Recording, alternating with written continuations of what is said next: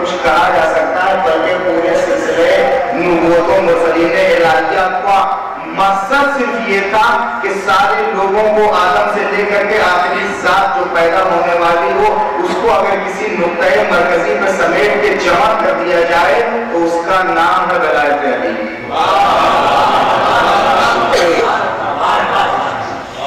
ممکن ہے جملہ معترضہ آپ کو لگا ہو، مثال سے بتایا آدم سے لے کر کے عیسیٰ مسیح تک آنے والے تمام پیغمبروں نے کیا کیا؟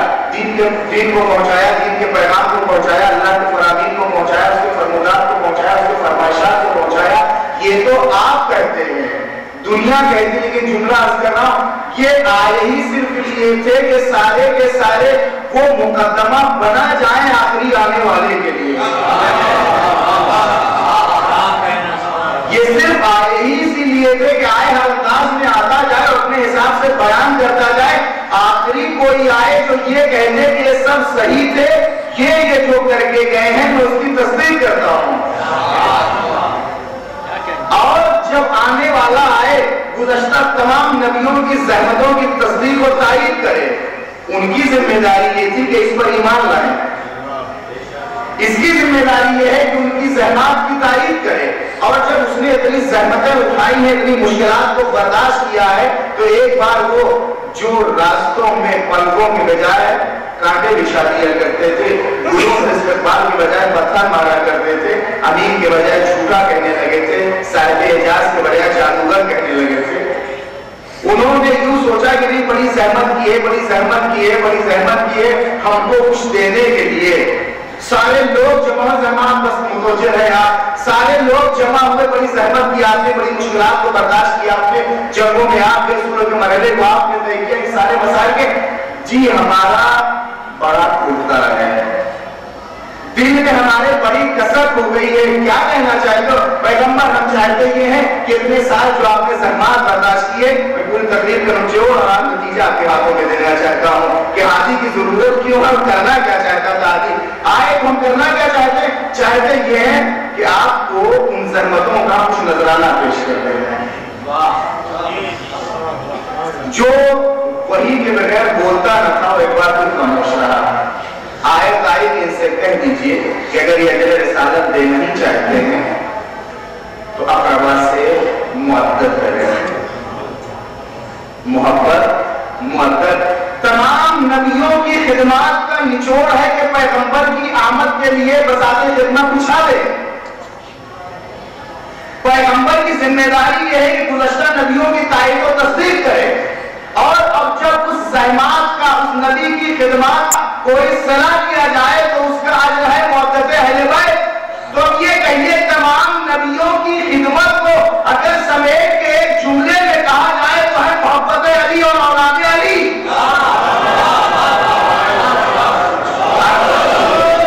اگر اسے آپ ادا کر سکتے ہو تو کہیے محبت کے لیے لغتوں میں جو لکھا، عربی زبان میں جو وضاحت یہ کی کہ یہ میلان نفس کا نام ہے،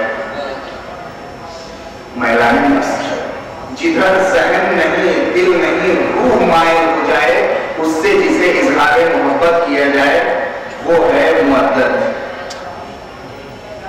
پیغمبر نے کیا کہا؟ الارواح جنود مجندہ، جتنی روحیں بنائی گئی ہیں وہ سب ایک بدھے ہوئے آٹے کی مانند ہیں، یہ جب کسی چیز سے مائل ہوتی ہیں تو اس سے محبت کرنے لگتی ہیں، اور جب کسی چیز کو یہ پسند نہیں کرتی تو اسے نفرت کرنے لگتی ہیں۔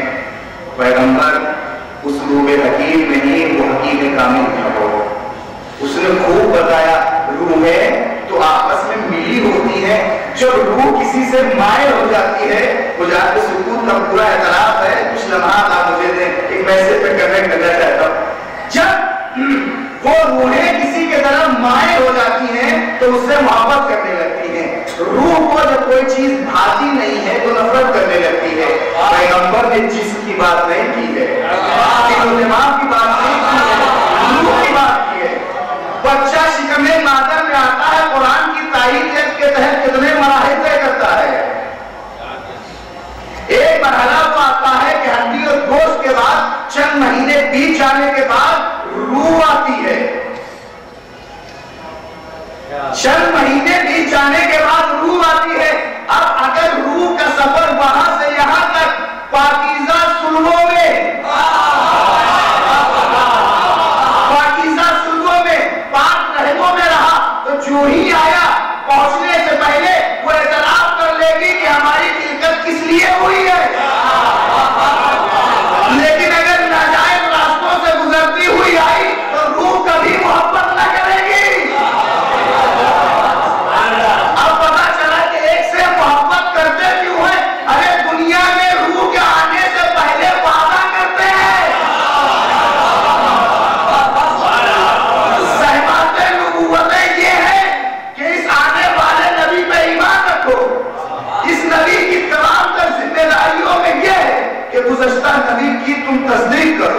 اور اس نبوت کی زحمات کا صلہ یہ ہے کہ اس گھرانے سے محبت کرو.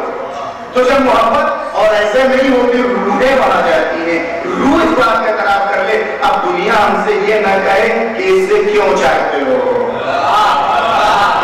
اسے کیوں چاہتے ہو, کیا کرے. روح کا تقاضا یہ ہے کہ اسے چاہا جائے. آپ کی فطرت کا تقاضا یہ ہے کہ آپ اسے دور رہیں. وہ ایسے تطہیر کے نزدیک کبھی نجاست پھٹک نہیں سکتی ہے. ہم اسے محبت کیوں کرتے ہیں؟ آئیے موضوع کو سمیٹ کے جملے نظر کر دو. اس لیے کہ وہ ہمارا ہادی ہے اور ہر ایک کو اپنے امام سے محبت کرنے کا حق ہے.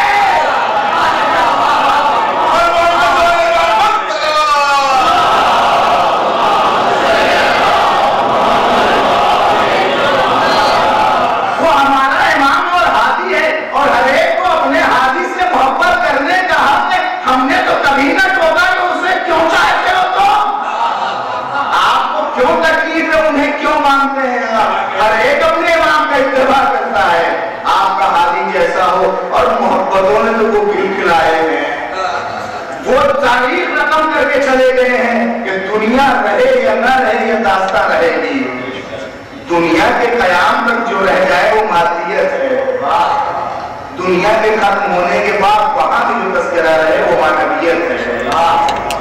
اور محبتوں نے تو وہ جرت اظہار پیدا کر دیا ہے. کونے میں, گوشے میں, کنج عزلت میں, تنہائی میں, اکیلے میں, جو چاہیے کہنے کا. سر تلوار رکھ رہی ہو تو محبت نہیں کرنا بہت مشکل ہے. اور جو جناب کر لیتے ہیں وہ میسم اور میسم میں آتے ہیں. امیر کائنات آتے ہیں کوفے, حالات پر پوری نظر ہے. آپ کا ایک نمائندہ شام اس لیے رہتا تھا کہ وہاں کے حالات کی اطلاع ہے.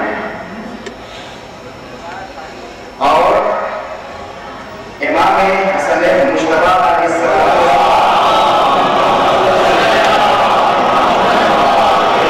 حکومت ظاہریہ کو واپس کر دینے کے بعد ایک بار امیر جب کوفے آتا ہے اور سارے لوگوں کی شناسائی کی جاتی ہے تو وہیں ایک بوڑھے کو بھی قید کر کے لایا جاتا ہے جو امام کا نمائندہ کا شام ہے, جو اطلاع پہنچاتا تھا, امام کا خاص سے باخبر کرتا تھا.